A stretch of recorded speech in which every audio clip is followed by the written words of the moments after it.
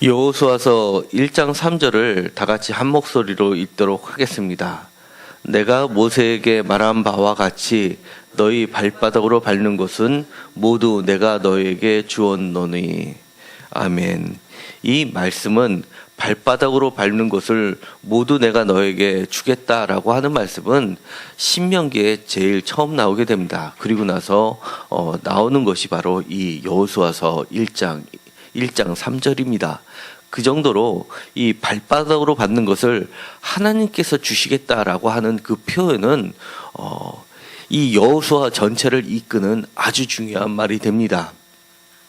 또한 좌로나 우로나 좌로나 치우치지 말라 라고 하는 그 말씀도 신명기에 나오는 말씀이고, 이것이 또한 여호수아에서 전체를 이끄는 중요한 말이 됩니다. 그러니까 이 말은 신명기에서 하나님께서 명령하셨던 말이라면 이것이 어떻게 삶 가운데서 그대로 실현되고 지켜지는지를 보여주는 것이 여호수아서라고 할 수가 있습니다. 이 발바닥으로 밟는다라는 것은 우선적으로는 전쟁에서 승리하는 전사의 모습을 담고 있습니다. 대표적으로 예수님께서 원수들의 머리를 밟는 것으로 표현되어 있고, 또한 전쟁에서 승리한 왕들이 적군의 목을 밟는 것으로 표현되고 있습니다. 두 번째 또한 중요한 발바닥으로 밟는다는 표현, 또는 신을 벗는다는 표현은 바로 소유를 의미하고 있습니다. 그것이 나타나 있는 것이 대표적으로 룻기입니다. 룻기 4장 7절입니다. 옛적 이스라엘 중에는 모든 것을 무르거나 교환하는 일을 확정하기 위하여 사람이 그의 신을 벗어 그의 이웃에게 주더니 이것이 이스라엘 중에 증명하는 전례가 된지라. 아멘. 그래서 이것을 따라서 8절에 보면 기업 물을 자 보아스가 장로들과 모든 사람들 앞에서 나오미의 손에서 바로 모압 여인 룬을 사서 아내를 맞이할 때 증인을 세워서 이렇게 신을 던지는 모습이 나오게 되는 겁니다. 그러니까 발바닥이라든지 신이라든지 이것은 소유를 의미하는 겁니다. 그러니까 이 1장 3절에서 하나님께서 약속하셨던 것, 너희 발바닥으로 밟는 것은 모두 내가 너희의 소유로 주겠다라고 하는 그 말씀입니다. 이것은 바로 여호수아가 13장부터 땅을 정복하는 과정, 그리고 땅을 분배하는 과정들이 나오게 되는데요. 거기서 어떻게 이 땅들이 하나님의 소유에서 이스라엘 백성들의 소유로 넘어가게 되는지를 아주 명확하게 보여주는 게 여호수아서입니다.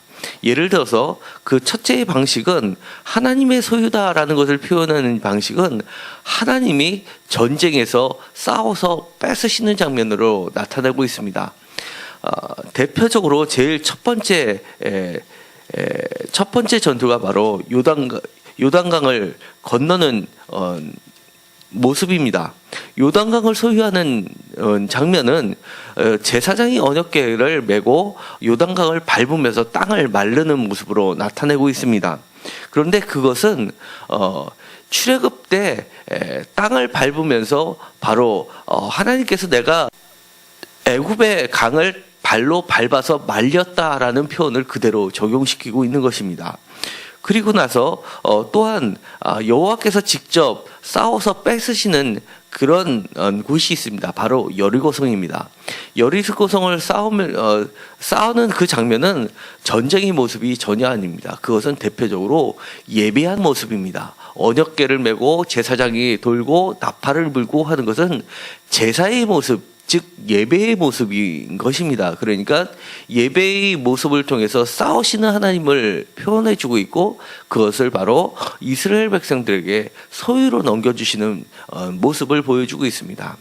뿐만 아니라 그 뒤에 벌어지는 모든 전쟁이 그렇고, 그 다음에 땅을 분배하는 것에 있어서도 만약에 이스라엘 사람들이 싸워서 이겼다고 하면 그 이스라엘 사람들에게서 어떤 지파들이 특별히 어떤 지파가 협협한 공을 세워서 그 성을 뺏었으면 그 성은 협협한 공을 세웠었던 지파의 소유로 되는 것이 맞습니다. 그런데 그 땅을 분배할 때는 싸움의 공적에 관계없이 하나님께서 제비를 뽑아서 나누게 됩니다. 그 이야기는 그것을 쌓은 자가, 그리고 그것을 획득한 자가 이스라엘의 각 지파, 이스라엘 사람들이 아니라 하나님이 쌓으셨고 하나님이 그것을 뺏었다는 것을 상정하고 있는 겁니다. 그리고 나눠주는 것에서도 공평하게 제비를 또 뽑아서 그 누구의 입김이 작용하지 않고 하나님이 알아서 배분하는 것을 전제를 하고 있는 겁니다.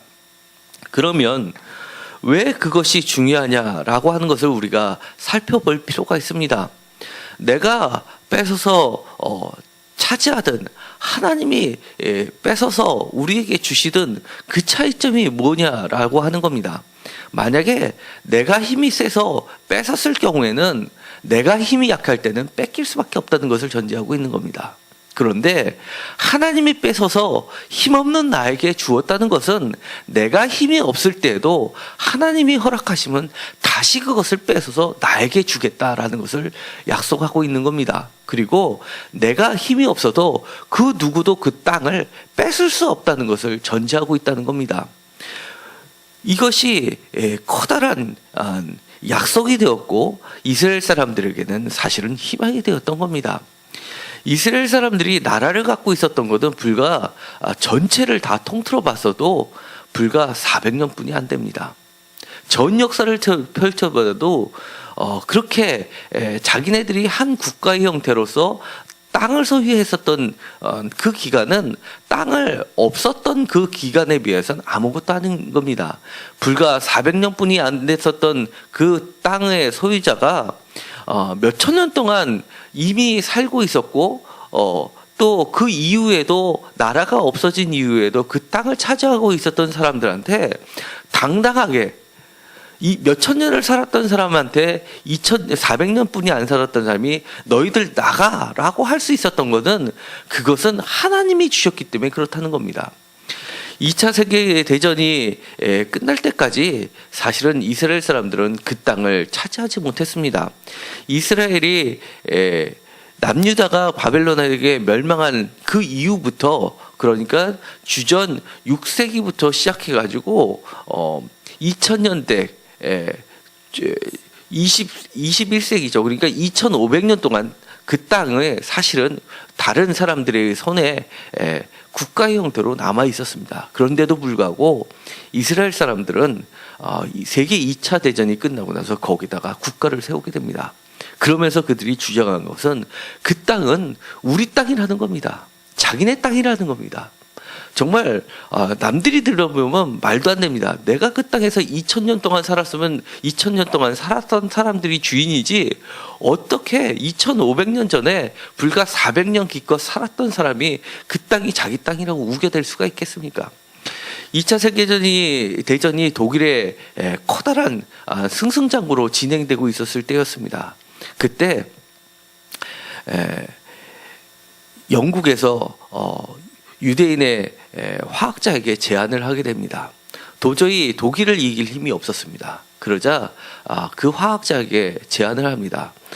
폭탄을 만들 수 있도록 대량 생산할 수 있도록 아세톤을 만들어 달라고 하는 겁니다. 그 당시에 아세톤은 대량 생산이 불가능했었던 품목이었습니다. 그러다 보니까 폭탄을 대량 생산할 수 없다 보니까 이미 전쟁을 일으키려고 준비했던 독일 사람들한테 유엔 연합군이 이길 수가 없었습니다. 그들은 이미 많은 폭탄을 갖고 있었고 탱크를 비롯해서 많은 전쟁 물자를 보유하고 있었기 때문에 단시간에 그것을 준비해서 그들의 화력을 이길 수 있는 방법이 없었습니다. 그러자 유대인 학자가 이렇게 얘기를 합니다. 내가 그거를 만들겠습니다. 그런데 그것을 만들어서 줄 때는 당신이 그 이스라엘 땅에 우리의 나라를 돌려주시고 거기에 나라를 세워주십시오라고 그것을 약조하면 내가 만들어주겠습니다라고 역제안을 하게 됩니다. 영국은 당황합니다. 그러나 이길 수 있는 방법이 그것뿐이 없기 때문에 그것을 허락을 하게 됩니다. 그 과정 속에서 많은 설득이 있습니다. 세계대전이 끝나고 나면 내가 당신을 영국의 시민권을 주겠어, 영국의 높은 자리를 주겠어 라고 아무리 제안을 했어도 그 사람은 거절했습니다. 나는 높은 자리도 필요 없고 우리의 하나님이 주신 그 땅을 회복하는 것이 나의 꿈입니다. 그러기만 하면 나는 아무것도 필요 없습니다 라고 주장을 했습니다. 결국 그 사람은 아세톤을 만들어내는데 성공을 하게 됩니다. 그리고 그것을 가지고 영국이 폭탄 제조에 성공하게 됩니다. 그리고 나서는 독일을 치게 됩니다. 그러자 독일은 대량 생산할 수 있는 방법을 영국이 갖고 있다는 것을 깨닫게 되고 그만 두 손을 들게 되는 겁니다. 그리고 나서 바로 독립이 되지도 못했습니다. 그러자 이 유대인 학자는 다시금 따지기 시작했습니다. 그 땅은 우리 땅입니다. 하나님이 주셨던 땅입니다. 그러니 절대로 우리가 포기할 수 없다는 겁니다. 그러면서 우리는 증거도 갖고 있고 그 땅이 우리의 땅이라는 증명서도 갖고 있다고 주장을 해댔습니다. 그것이 무엇이냐고 하니까 매매계약서가 우리가 서류로 갖고 있는데 그것이 바로 성경책이라는 겁니다. 성경책에 보면 그들보다도 훨씬 오래전에 아브라함이 헤브론을 막벨라구를 샀고 야곱이 세겜을 샀고 라는 매매 계약서가 있다는 것이 지금도 기록으로 남아있다고 주장했던 겁니다. 결국 그들의 주장이 받아들여져서 영국과 유엔 연합군들은 이스라엘의 독립을 허락해 주었습니다. 주변의 많은 아랍 국가들의 반발을 삼에도 불구하고 그 약속을 지킬 수밖에 없었습니다. 왜냐하면 그 땅은 하나님이 주셨다라는 확고부도한 신념이 있었기 때문에 도저히 꺾을 수가 없었던 겁니다. 우리가 어린 자녀들에게 세배를 시킵니다. 세배를 할 때 어린 아이들이 세배를 하면 자기가 세뱃돈을 받지 못할 것이라는 생각은 추호도 하지 않습니다. 세배를 하는 것은 곧 그에게 있어서는 세뱃돈을 이미 받은 거나 다름이 없는 겁니다. 오늘 여호수아서는 그들에게 있어서는 희망의 책인 겁니다. 아무리 절망 가운데 있어서도 그들에게 한 줄기 빛이 됐었던 거고 그것이 아직 그들이 땅을 차지하지도 않았음에도 불구하고 그 땅은 내가 받는 곳은 하나님이 주시겠다고 약속했었던 마치 세뱃돈과 같은 그런 것입니다. 그렇기 때문에 이 성경의 언어는 이것이 아직은 이들이 이런 가나안 땅을 점령하지 않았는데 무슨 소유야 라고 말할지는 모르지만 신앙의 언어로 봤을 때는 이미 그것은 그들이 소유한 땅인 겁니다. 그리고 잠시 뺏길 수는 있지만 다시금 반드시 회복하고 찾아야 할 땅이라는 겁니다. 우리 인생 가운데서는 그러한 일이 많이 발생할 수 있습니다. 내가 강할 때만 소유할 수 있다고 생각하지 마십시오. 내가 약해도 하나님이 주시겠다고 하셨던 그 약속의 땅은 우리 발바닥 안에 놓여 있을 수밖에 없는 땅이라는 것을 기억하시고 우리가 믿음을 가지고 하나님께 간구하면서 모두 소유하시는 여러분이 되시기 바랍니다. 그 소유하는 방법은 칼과 능력에 있지 않습니다.